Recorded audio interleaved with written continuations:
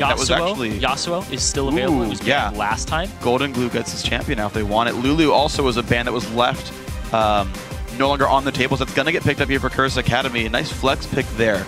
It doesn't mean as much blue side. You can wait on red side and make them show something. But if you wait long enough, you can still force Coast to pick one of their lanes. Yeah, it could go to Bunny Fufu, it could go to Mancloud. Don't know how familiar Chris is on that champion. And Santorin, he's going to go with his patented Lee Sin. It's his most played champion all throughout back when he was on Cloud9 Eclipse in Europe. Yeah. Taking it to the enemy. And in his solo queue too. So why not have him on his comfort pick? Makes a bunch of sense, and he's been so strong with the champion as well. Because they could pick Elise instead. You know what? Elise was banned in the first game, so maybe they really care about stealing that away from Saint and making sure he doesn't get it. But to me, it's like, I think it's better to pick for yourself than to pick something weaker but to deny. I think bans are for denial. Pick what you're good at. Yes. Pick the comp that's good for you guys, because that's the best way to win the game, is to play your game better than they play theirs, instead of trying to like fight their game and like outmaneuver them. Just like play your game. Braum comes through here, Lee Sin as well. So Sheep's gonna get his chance to frail your tank. Yeah, you don't get to show anything with these picks. You're basically like, we're picking our comfort picks here. We're picking what's good. Curse Academy at this point, you gotta think, do we take Twitch because you don't want to be paired up with Braum and we force Mash onto something else? But he loves Vayne. Vayne with Braum is actually very good. Yeah, it is. Just a lot of protection for her. You're able to give her extra resistances. Just everything Braum does is really good with Vayne, and you can set up off the concussive blows, you're condemned. Yeah, it turns there's very few Vayne lanes that become kill lanes. Because you're like, oh my gosh, Vayne is like a 1.5 second stun. Of course, she should be good, but you need someone that can tank through the damage. Braum is one of those that can make Vayne a kill lane. There's a chance that does come through. Twitch being hovered right now for Impactful. He had a very good Twitch game, to be fair. Nearly put the game on his back, but his team was too far behind. Saint will get the Elise for himself, so they're not rushing for more contested picks. They're picking roles that were going to be pretty safely grabbed. Like with the Elise, like there's no way that's getting picked by anyone else. And now we'll see. Yeah, I think that's what you go with for Mash, because he's such a hyper carry, late game focused player. He has, like we said, the best mechanics out of any AD carry that's not in the LCS currently. He could pull that off very easily, and also it kind of, well, sometimes you want to lane swap this with a Vayne. With Vayne Braum, you're not as subject to that. Yeah. You're kind of like, I have more protection with her. That's perfectly fine. He could go with that. He could swap it over to something else. And yeah, he's going to go with the Corki there. Just another standard pick there. Mash me down! I think to me those make sense though, right? Like the way Coast won their first game was being smart and doing a lot of things early on. Vayne doesn't have that kind of building. You can't siege with Vayne. You can't take down turrets with Vayne. You don't really power spike on two items the same way with Vayne. Like, yes, you're very strong duelist, but like, you've got Rux who's winning the split push battle already. You don't really need 3 split pushes to win the game. You can just take the one. So I actually like the mid-game 2-item spike AD carry like Corki and say, you know what, we can show up, go bring your spell burst, go take some turrets down. Corki also does really well in the early game against Twitch. Yeah. This may force them to lane swap back up to the top, lest they get an unfavorable matchup. Sure. Because you don't want to send Corki, Braum into a Twitch for Twitch. That's bad for Twitch. Yeah. Take some damage in this one, but I do... Twitch Morg up against Braum, Corki. It works out pretty evenly, but there's a little edge there for Corki in the early game. All right, well, Curse Academy, this is why they first picked Lulu, because they want the setup for Mancloud. They want to be able to knock people into the air. Now, to be fair, there's only one teammate with setup. It's just the Lulu knockup. When we saw, I forget which team it was earlier that was playing this, I think it was Curse. They ran like Nami, and maybe it was like Lulu's. They had like multiple knockups there on the roster to set these things up. But Lulu's going to be like the one setup there for the Mancloud. I don't know why, yeah. For the Mancloud Yasuo, and that's going to be their attempt in, is go crush with a big mid laner. Sorry, my brain is like, I don't think it was Curse, because Curse played the Kassadin mid. Oh yeah, it wasn't Curse. It was the I'm blanking on the Yasuo team. Either way, they did awesome with it. TSM, it was TSM that did it. It was Bjergsen who went crazy. That's right, that's right. Everybody on that team can set him up except for the AD carry. That's the one. And there they go. Now they have wave clear with Corki on Team Coast. This is what Curse Academy was lacking when they had the Nidalee. You need the wave clear alongside it coming from somewhere else. AD carry with Corki, best wave clear AD carry in the game with this Missile Barrage, totally fine there. They synergize really well within that team. And they have some disengage with Braum. You can kick somebody away with Santorin. Gonna have to see how that works out for Team Coast, but here's the thing as well, is that Lulu has a good matchup up against Shyvana in the early game. You'll bully her around. Yeah. So this might make Team Coast lane swap it. because their last victory was snowballed off that first dragon. So there's a lot coming in this, or they might just go straight 2-on-2, 1-on-1, because Rux doesn't back down from fights. Yeah, we'll see what this one really is. It's got to be interesting to look at. I don't know. Like, I can't really predict lane swap games right here. Yeah. For Team Coast, I think yes, Curse Academy would like the standard lanes just because lane swaps worked so poorly for them last time. Yeah. So since we can't pretty much predict lane swaps at this point, the middle right now, Yasuo versus Nidalee. Now there's some funny things in this matchup because there's a lot of back and forth on who counters who in this matchup, because Nidalee will just auto-attack, harass Yasuo. You put about 3 points into Primal Surge, and you delay your power spikes with your spears, your javelins. You can also go Sheen into Iceborne Gauntlet and just set that up, and just once again, you delay your poke, but you win the lane hands down pretty easily. Yasuo, though, with any jungle pressure, wins that matchup. Because Nidalee does not have any gank assistance, whereas Yasuo does. And to be honest, we traditionally see Yasuo considered the counterpick to Nid. Yes. Like, he's got some ways into the fight. Again, only Lulu to set him up, but that might just be enough. And just in general, you can win wall pretty much all the tools that Nidalee has. So it's considered to be a Yasuo matchup, generally speaking, and yet Coast picked Nidalee knowing the entire team comp. They say, you know what, Lulu Yasuo is not enough engage. We're still okay playing poke here for Golden Glue. Yes, you might be Mancloud playing Yasuo, but we still think Golden Glue could win this one. Ooh. It's a very interesting test. There's no exhaust on Coast. So Mancloud, a big fault in Yasuo is that you can exhaust him during his last breath and just have his damage and make it so he doesn't do a whole lot. And then he comes out of the fight, he's very staggered. He can't do anything. It's hard for him to get away. But they don't bring that tool. They go with the Ignite instead. Interesting. So Coast looking for kill pressure on that matchup for that one. We'll see how this plays out. Coast can't quite knock down that Trinket Ward, but they don't care. They walk by knowing they've been spotted. Trinket Wards actually sees Curse Academy's invade as well. Bunny Fufu and Mancloud putting trinkets down to see if they'll start on that Eastern blue buff. Coast doing something very similar for the Western one. They're pinging out where to put their own trinkets. And there it is for Mash. And the way that they're moving currently, it looks like Coast is going to lane swap it and put their AD carry support top, just by the way that they're positioned currently. They've got time to change it, but right now, yeah. Yeah, that looks like it's what it's going to be right now. They're just going to make it so that Rux isn't in that matchup up against Chris, and also they don't have to deal with the Morgana counterpick to the Braum. Okay. Well, this is actually a pretty good vision statement right now for Curse Academy. They know for sure Coast in dual lane top. They opt to stay with their own dual lane bottom. So Curse Academy they could have reacted, but they want this matchup. Coast, they looked to try to find what was happening, and they're not going to find much here. They don't actually have great vision to start this blue buff. I think there's one way into the jungle, theoretically, that Curse Academy could find to jack them, but that won't be the case. We will, in fact, have the pretty safe buff starts where you jungle near your dual lane, and Chris will be helping SaintVicious jungle. I want to see if Coast ends up with some type of reaction to the 3-minute dragon. Because they know it's coming, they did it before. Is there a counter strategy to it? How do you contest that? We'll see. Right now, just the buddy jungling so far for these guys. Mancloud going to look for his way in. We know, or we've seen, I should say, for Bjergsen, he maxes E to 5 points on Yasuo for the harassment there, to try to get the big plays going on, push his opponent around, and we'll see if Mancloud goes something similar for the E damage. Right now, Saint and Chris still lurking around in the sides, and it's also pushing in away from Mancloud's turret. So Golden Glue is actually pretty safe against Ganks because he's got a turret right there to back him up. Yeah, I'd love to watch what he puts into his E and what he puts into his Q on Mancloud. Because Xiao, I know he does the same thing, but it's based on matchup. Interesting. So a lot of it, and also the fact that Q scales with attack speed as well in terms of cooldown.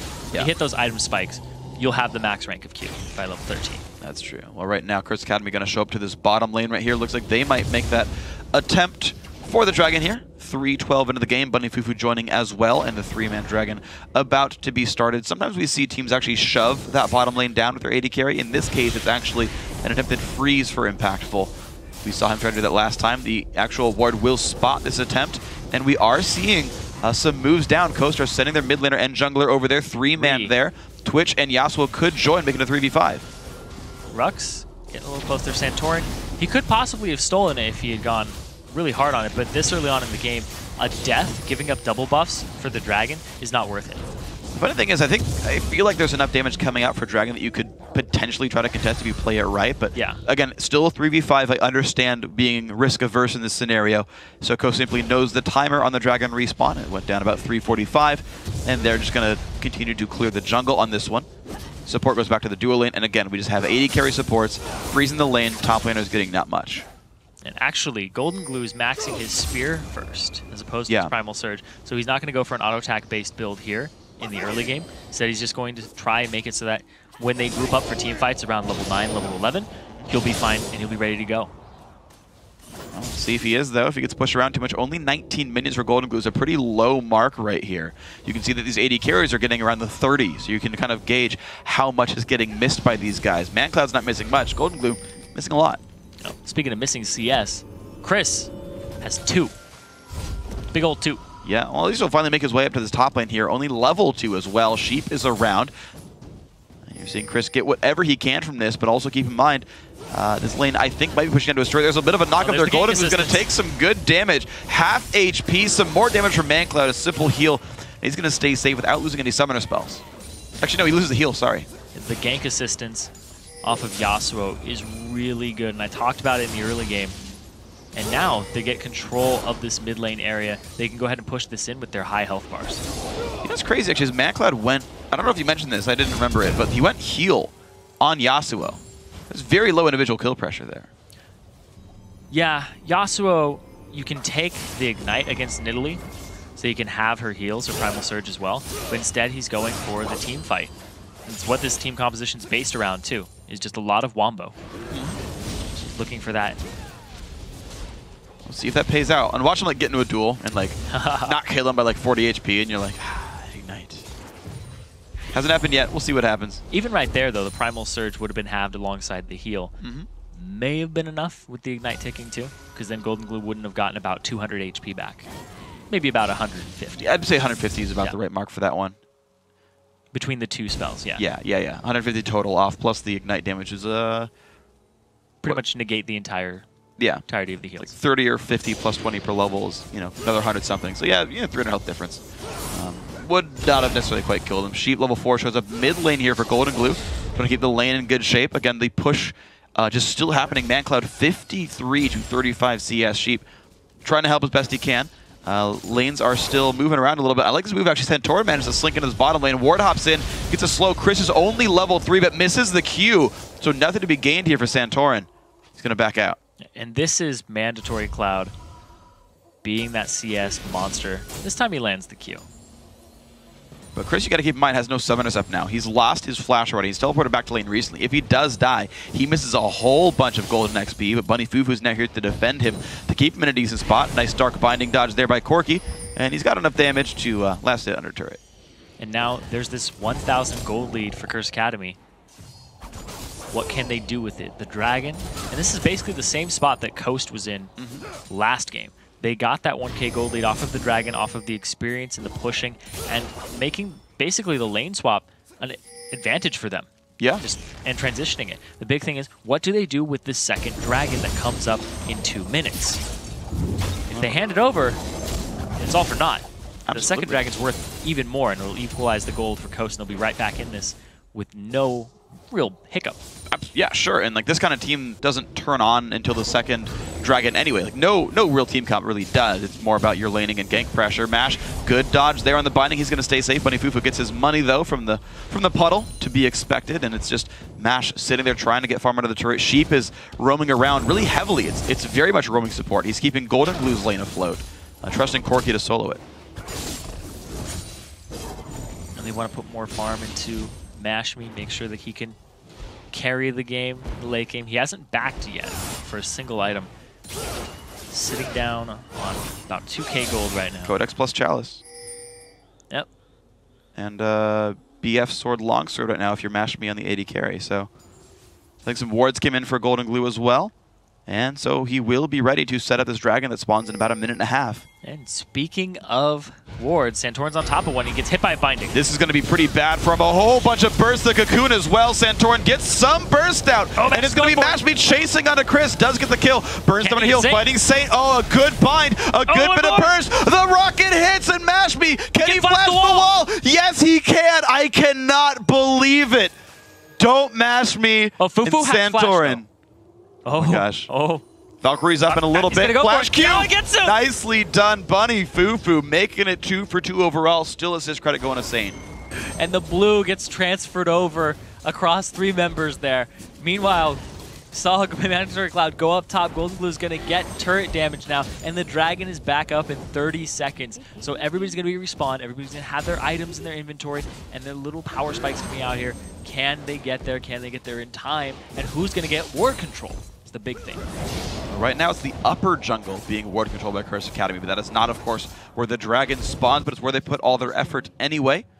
And of course, they still have a bunch of members up there. They got 15 seconds till it respawns. People got to get to the right location soon. Mancloud, if he doesn't back, is going to give up numbers control. Yeah, and SaintVicious, he got a sight stone before he even completed his jungle item. Nice. He's going for the vision control. We're seeing more and more of this from Elise in the LCS and all throughout Elise play. Dragon's live. No real wards put around that area for either team. Ruck's got to be careful. A lot of CC. Forced a Dragon from away from this one. Sheep will stay safe. Now Santorin could have smited red buff and didn't, so he knows to save smite for this Dragon. The problem is Coast don't have the numbers to really fight for it. Teleport to the mid lane for Chris. Mancloud's already back to the mid lane, and Coast's AD carry Mashme is top lane. Like, there's no reason to even contest this necessarily. Rux could teleport in, but right now, Santorin, he's going to go for the smite. He gets it! Oh my gosh, Santorin gets the smite steal. Extremely well played, and, well, SaintVicious, what do you expect? I'm not going to answer that. Let's be real. Let's be real. Everyone saw that coming. Pretty much living up to the hype there. The Santorin definitely living up to his hype. He's doing great. Cloud9 Eclipse, they made it to the Summer Promotion Tournament, and now he's playing in North America. He's doing a fantastic job. 100% kill participation this game too. Smited away the Dragon, and man, coming up big for his team. Yeah, but keep in mind, even with the Dragon steal, Curse Academy still have a 1,000 gold lead.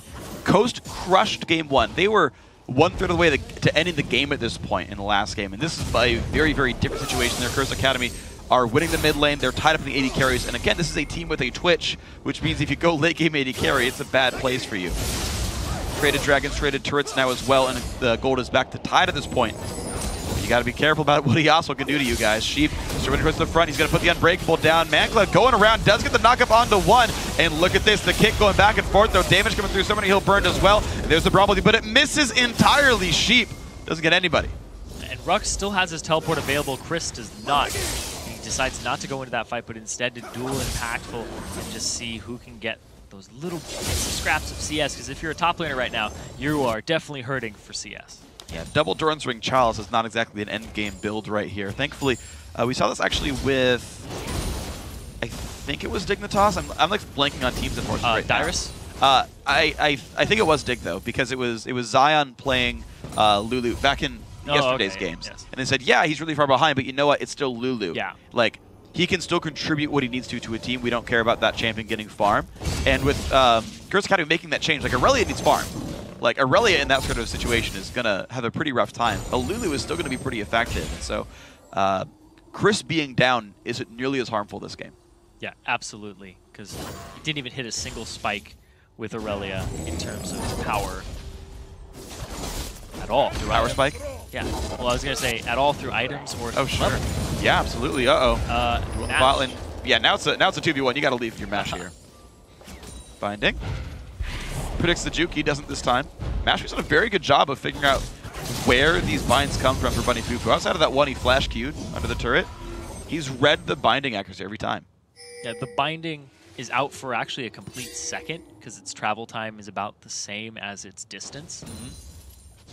So if you can react fast enough, you can pretty much dodge it every time, unless you're up against a wall. Then you have no goes straight, and then it goes straight across it. Then you have to flash it. Yep. Or Valkyrie. We'll see. Outrun it. Yeah. Valkyrie's about the same speed as binding, actually. Just have it. Go with similar speeds. Have it be right next to you. Yep. Here we go, though. Bot lane wind cloud comes out for Mancloud. I just realized how convenient it is that a wind-based champion is played by Mancloud. I only just now got that. And I mean, you wouldn't want to be Janna because he's Mancloud, not Woman Cloud. Okay. So, okay. It makes a whole bunch of sense. Or Riven in this case. You know, wind slashes. Okay. I'm there with you. But there's a funny joke in here somewhere. Guys, I gave you the setup. Tweet at LOE Esports, hashtag Puns of Damage, and make it happen. Golden Glue on the run away. Mancloud actually put some good hurt on him, though the static shift is there. No lifesteal, just rushing the damage output. He's doing a great job. Yeah, and he's actually keeping equal levels in his E and his Q. He has it at 4, 1, and 4. I know he put 3 points in E early. I remember seeing him at level 5. Yeah. So he went 1-1-3, and now, yeah, he's getting that Q maxed out there.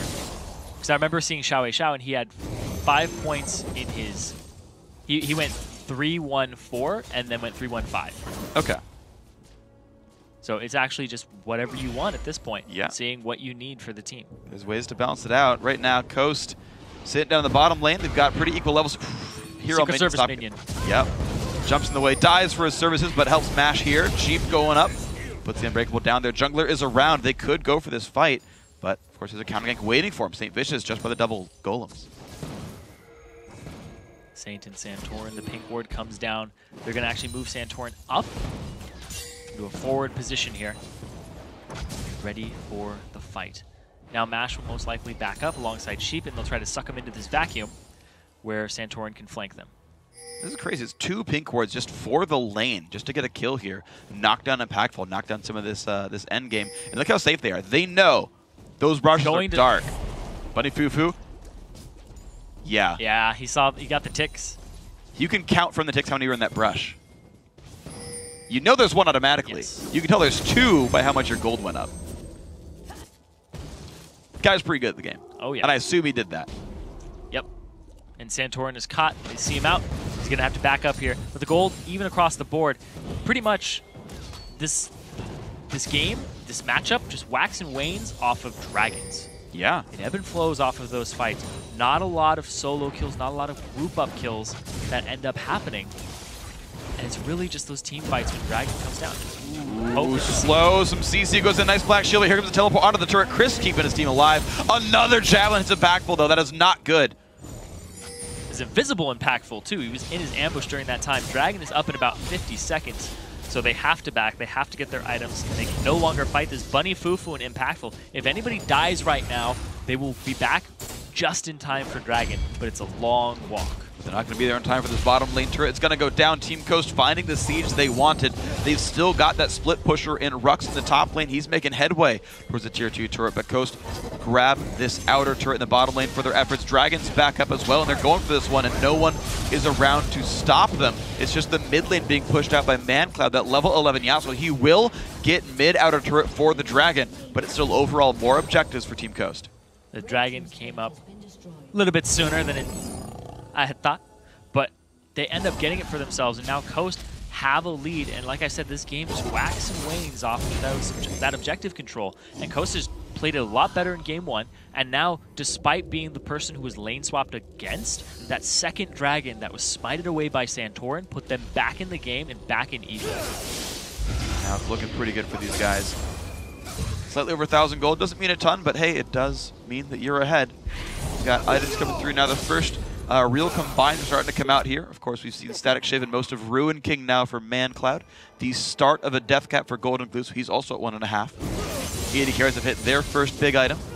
They're going to keep going, and finally the top lane has gotten combines as well. Mancloud gets the knock, goes to the ulti as well. Golden Glue not in a good spot. It's going to be a lot of pain coming through. The ulti burned by Bunny Fufu plus the ignite, but the flash away is going to keep Golden Glue safe. Nice wind wall going to stop Santorin's Q.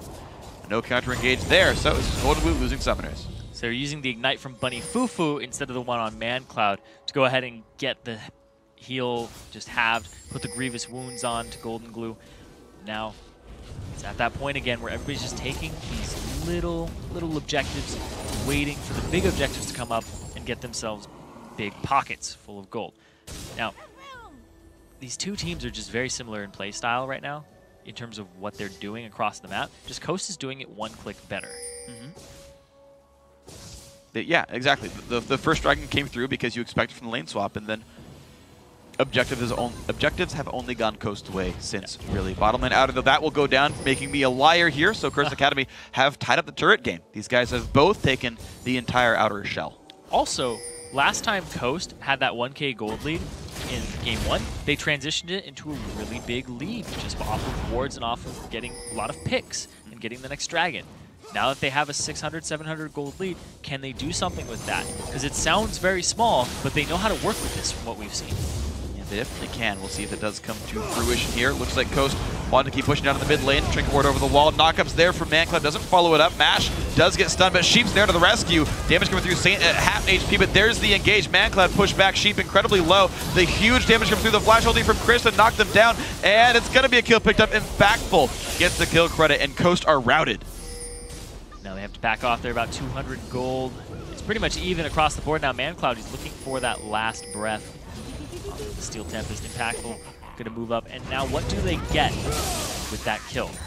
Is Curse Academy going to take anything right now? It's going to be very difficult because they don't have complete ward control of this area, and they're going to be eating javelins the entire time. They got to be careful about not getting too full on those. It's nice to stay hungry in this game and make some good choices. You're going to see, once again, this fight. Yeah, Sheep comes up just to protect. He does stop the sweeping wind there, but he ends up getting knocked up by Chris. Flash from Bunny Fufu to almost get impactful and getting his flash out of the way. It was actually pretty big, and it may come up big later because support flash for your AD carry flash. Definitely worth the trade. Just keep going. Actually, Rux and Mancloud going to be fighting each other down in the bot lane. Javelin shows up. Nice wind wall plus the knockup. Mancloud staying safe so far. Got to have a knockup in this queue right here. Dodges the Javelin, and nothing's going to happen to him. Perfectly played by this Yasuo. You can't ward hop to that. Now Slow's going to come in for Sheep, though. That could be enough. Forced to flash. Couple more attacks could do it. Mancloud per up Summoner Heal to get more distance away, and he will not go down. Staying safe. But he's causing so much pressure in this bottom lane. So many people are actually dealing with him right now that the middle lane, Impactful, is just farming up alongside Bunny Fufu. And up top, Lulu's been pushing this entire time. There's a huge wave up there, and Chris has TP. Person dealing with it right now, Mash, does not, and he doesn't even have a flash either. He's got to be a little bit careful there in the mid lane, getting pushed as well. Curse can be getting some good damage down. And of course, no one is around to stop this. Rux is going to be in a 1v3, so the turret's going to lose health. He doesn't put that much pressure across. But now the bottom lane, of course, is the place of the siege. Santorin is trying to take control of this jungle for himself. Look at all of these wards that Coast have on that red side jungle. Dragon is up in a minute and a half currently, and these teams are already setting up with 3-minute wards so that they don't have to place them or be in compromising positions to place them. He's going to keep his farm going up level 11. Again, that Sight Stone now picked up for both junglers, so 2 Sight Stones per team. I think it's kind of what's to be expected now in this patch. We've seen some of the best junglers in the game spend a lot of money on wards. And I figured at some point, like, you might as well just get the Sight Stone. You're doing the same thing support's doing anyway. Yeah, and the funny thing, too, is that the junglers that are considered the S tier right now, the Lisa and Elise, Evelyn is actually up there, but I wouldn't consider her as good as those two. They both fit Sight Stone directly into their build without losing too much. Yeah. Jarvan, on the other hand, you can put it in, but you kind of lose out on a little power spike. Yeah. So definitely synergizing well with the vision items and continuing to be these fighters who can get some picks and deal some base damage. Maybe Nunu will be coming back too. Sightstone's really good for him. I agree. I think we should see a lot of them. See if that'll happen anyway. Of course, Nunu takes a good long time to learn, but I think it's worth it. SaintVicious notes that the red buff is still up, but he's in the wrong spot there. Big damage comes in. Lulu ulti to keep his team safe. Glitterlance hits 1. Chris stays safe with the rest of the team. Bunny Fufu half HP. They're going to walk away. Golden trying to poke them out, and Mandatory Cloud, he still has a 30 CS lead now, and he's the split pusher currently. He's getting towards that 100% crit build. As soon as he gets his Infinity Edge, it's actually going to be quite a bit. Dragon is coming up now in about 3 seconds, and Coast, they're already set up for it. Curse Academy, they need to make a move here and not get caught. The Golden Blue, he's caught. Yeah, he is not in a good spot. Big damage from Impactful. The attack's coming through. There's the flash in to make sure it all happens. And that is a kill picked up. Nice pick there, right in time for Dragon. Yeah, right before the Dragon even gets started up. And is Curse Academy going to go for the Dragon, or are they going to push the turret? Because if they push the turret, they're outnumbered currently on Coast side. They have Yasuo in the wings. Coast know they're sitting... It's going to be an even fight in the mid. Ooh, can Sheep get a good ultimate? The question. They can go in. Santorin wants this. Is going to be SaintVicious taking a bit of damage. Going to repel up into the air. Goes towards the backside. Sheep going to block for his team a little bit. Of course, Impactful ulti is down. And they're going to actually chase in towards this one. It's going to be a 4v3. Nice ulti once again from Chris, keeping his team safe. The disengage is there. Mancloud actually is going to be stealing buffs in the jungle. Doesn't even want to fight. And now Golden Glue is back. Santorin actually blew his flash there. Wasn't able to get a kickback. But they are going to get Dragon for it, so Curse Academy making a lot better choices there. Uh-oh, Bunny Fufu. He was in the wrong spot on top of a ward. There's the knockup, though. Two-man Yasuo ulti, Braum ulti popped as well, and the team's going to filter back down. Of course, Chris has already left the fight, so an outnumbered battle. Saint's going to get one back. Santorin's still alive, though. Mancloud going as big as he possibly can, but it's not going to be enough. 2 kills for 4. And it's going to be a Dragon, but a kill, like, large number going to Coast. Yeah, despite the Dragon going over and the 4 kills for 2, Curse Academy, they end up with a gold lead right now. Big thing here, Chris TP's top. He's already top, just farming that wave. And now they're outnumbered. Great ultimate across multiple member there. And here comes Gold Blue from the side, just cleans up this fight, gets impactful, and then it's mandatory Cloud as the last member alive. Big little blunder there. Chris TPing top, not being in the fight. And at the same time, they should have pulled off altogether in the same direction instead of going off to the, just basically scattered to the wind there. Yeah. I mean, Curse Academy put no wards down as they retreated out of mid. They figured, hey, you know, we killed someone off, right? The mid laner's dead. We get Dragon, but they took so long after that kill, going back and forth and finally coming down for Dragon. You saw that Golden Glue got to rejoin that fight. He and Sheep alone killed off Impactful in that battle. It's like, well, you lose your AD carry, who's only been hitting the support. Good fight. Yeah, definitely good fight there for Coast. They're still down in gold by about 1,000. Curse Academy have that up, and now Mancloud dueling Rux, but he's definitely stronger right now because Yasuo's power spikes off of items start hitting after he gets the Static Shiv and the Blade of the Ruined King. Now, Rux is going to have none of that. He's going to go rotate towards middle. And here's the thing, too, is Golden Glue, he got a Zhonya's Hourglass. He's not looking for the big chunky spears just yet. He's looking to survive and dodge Golden Glue's, or Mancloud's ultimate. Make sure that he doesn't get taken up by that. I mean, especially if someone like Impactful jumps in on you, right? Like, he's going to be a bit aggressive to do it. You're generally a squishy champion, but if you buy that 2.5 seconds of time, that gives you time for your team to show up, gives you time for the Twitch queue to time out, maybe the Ruined King slow to time out. There's actually a number of windows that close just through a Zhonya's active.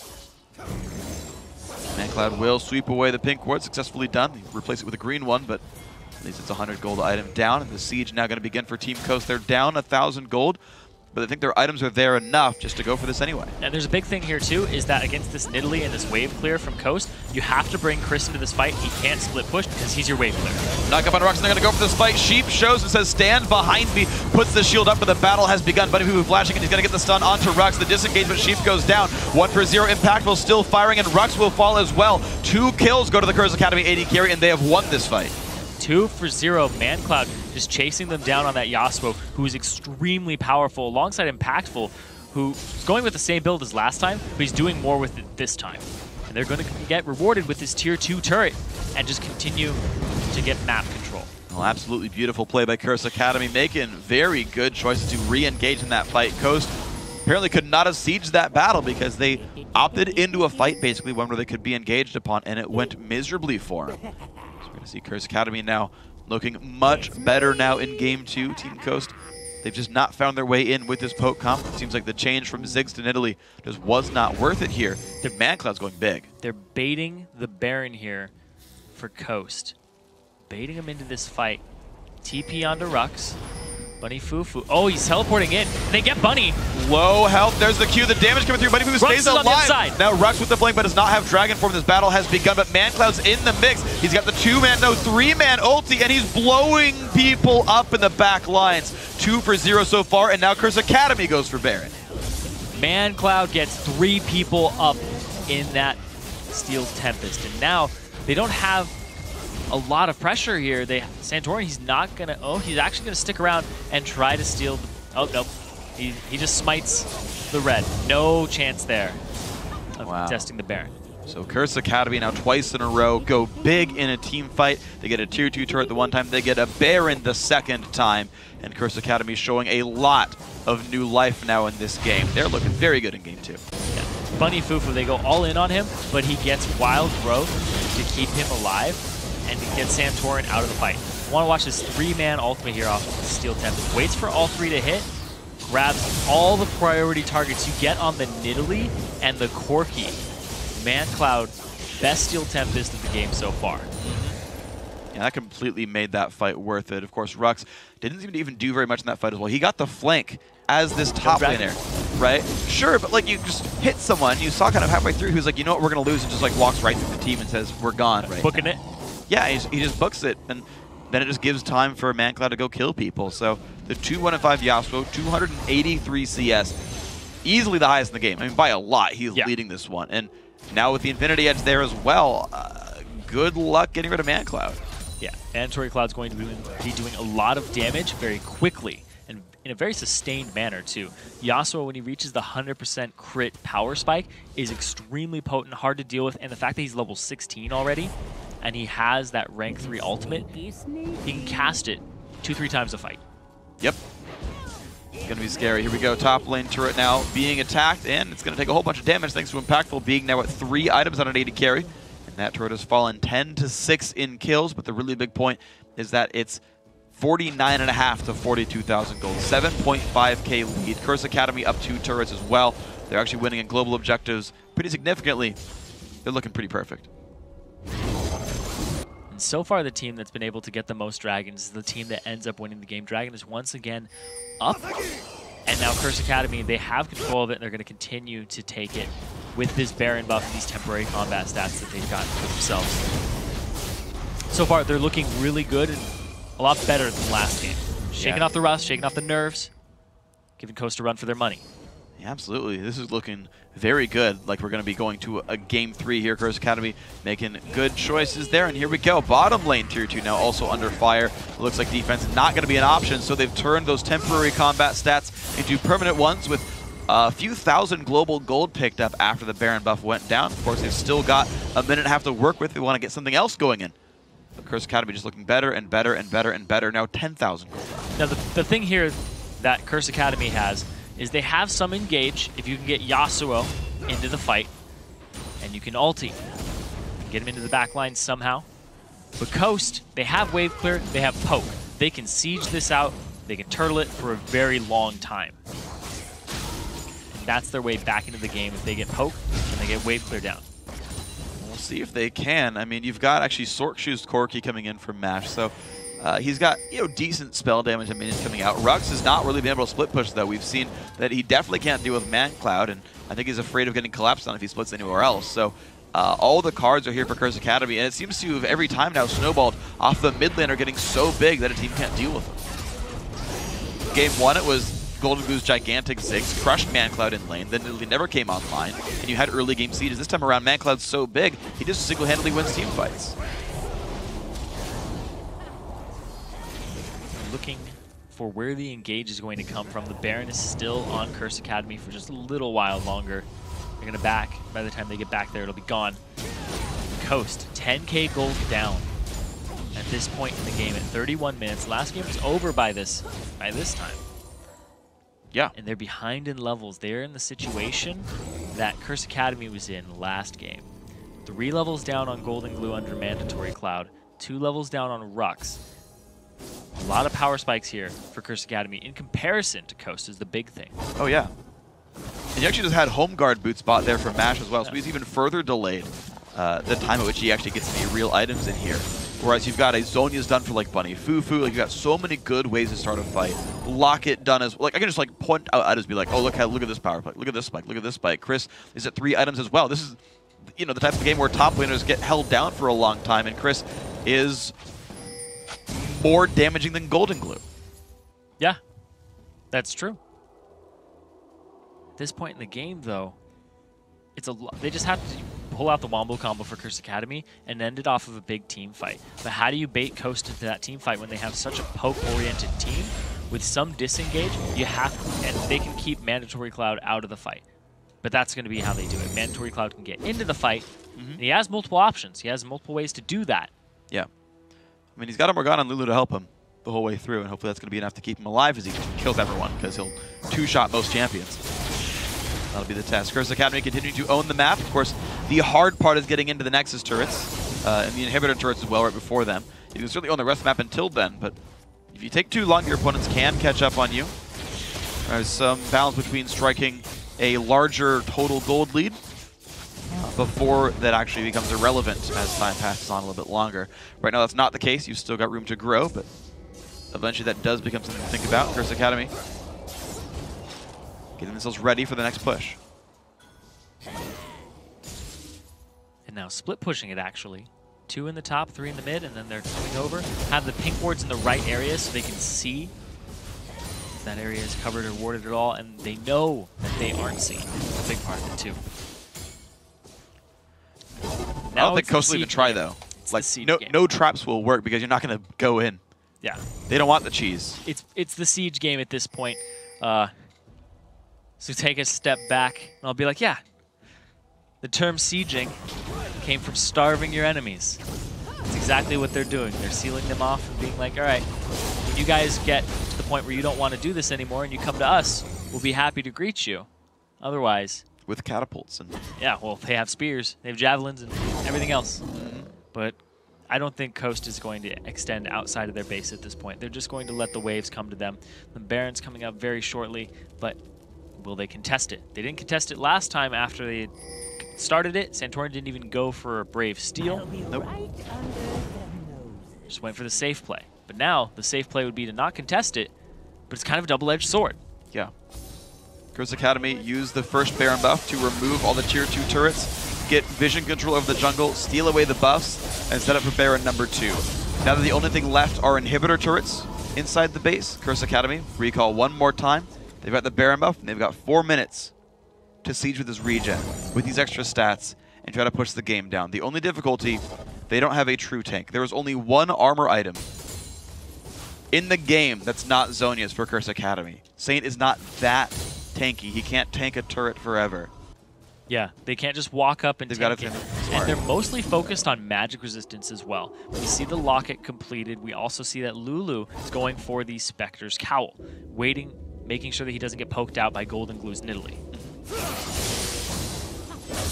I just wonder how much the lack of turret tanking stats will hurt Curse Academy. It's likely to be okay. Of course, Banshees to stop Javelins, but we have to see just how well Coast can play defense here. Minions getting killed away fairly rapidly.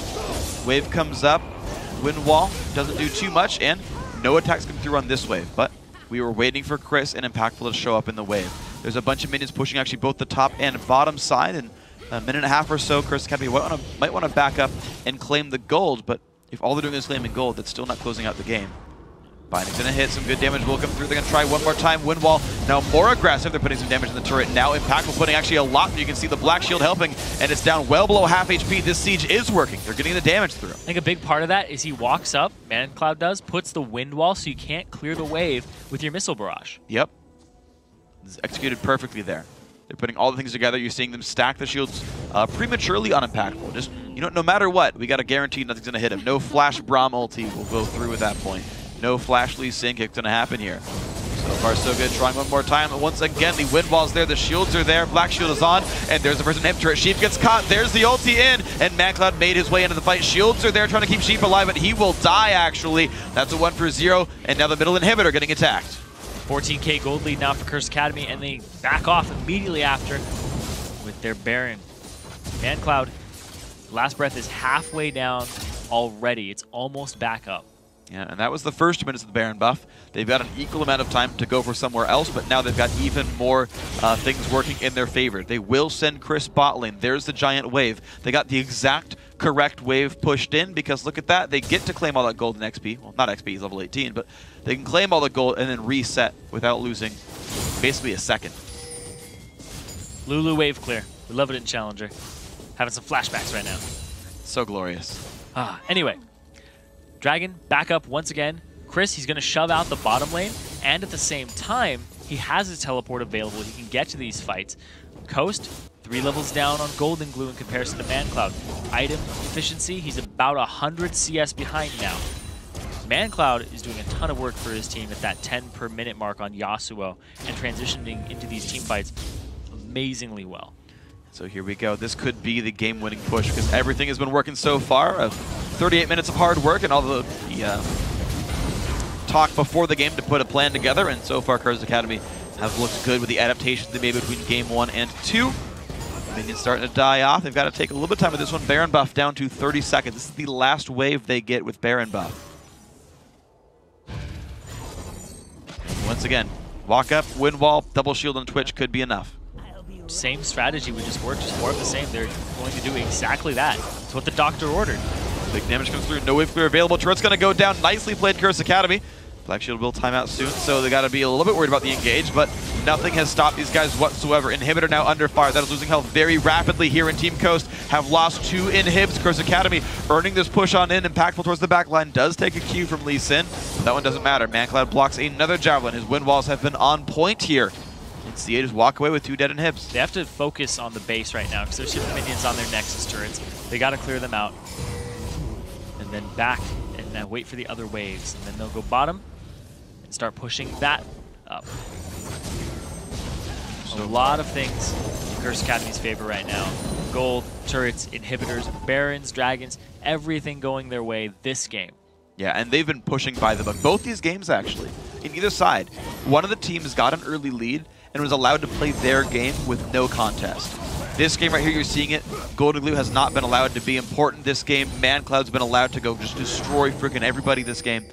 And everything that Curse Academy tries to do works out. When Coast push, they get stabbed in the back and lose the fight. Game 1 was the same story for Coast. They got the early gold lead. They controlled every single dragon. Every trap they set worked. But every time they sieged, it was so easy for them. They had the items first, they had the levels first, and there was no way in for Curse Academy. Both these games have been, to be honest, fairly one-sided. One fast than the other, but still. Waiting. See what's there. Saint.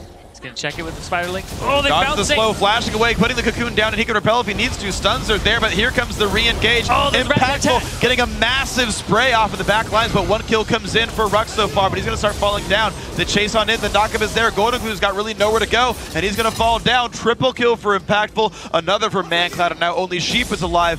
Knockup is found, the red buff there. There's a surrender, 40.5 minutes in, and Curse Academy tie it up in the semifinals. He also killed Golden Glue 3 times, no longer deathless against Mandatory Cloud's teams. Mancloud coming up really big that game in CS, getting objectives for his team, and I want to say the Dragons and just rotating around them, it basically dictated the start of the game, dictated the finish of the game too. That was an amazing game all throughout. Curse Academy bringing it back 1-1 here and just turning over a new leaf in that second game. I gotta say, I think there were 2 elements that stuck through on both games. The fact that, you know, the team that didn't lane swap, right? The one that, like, look, we're going to send our dual lane bottom like is normal for teams, got the dragon, got the early gold from that, and did get to snowball that a little bit. And they kind of kept that sort of control. Smite steals notwithstanding. The second one is the fact that the team that picked the weak mid laner, Nidalee in both these cases, got run over, and then they never got started out. The teams are playing tight enough, control-focused games that if your mid laner falls behind, you don't have a way out of the game anymore. And it seems like if these teams want to play these slower poke-focused games, they've got to find ways to not hemorrhage a bunch of gold early on. Yeah, they are having a lot of problems with that on both sides. You hemorrhage gold when you lane swap and you give up the dragon, the early dragon that both of these teams have shown they can transition into a lead.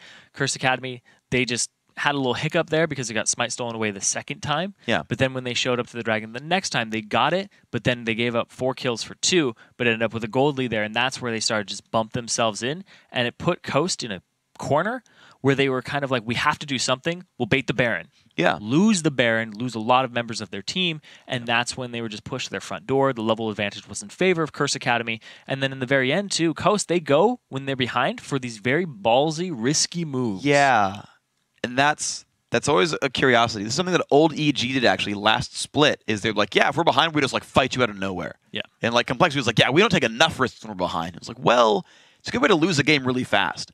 Like yesterday, Team LolPro got behind early on. They're like, okay, we'll wait.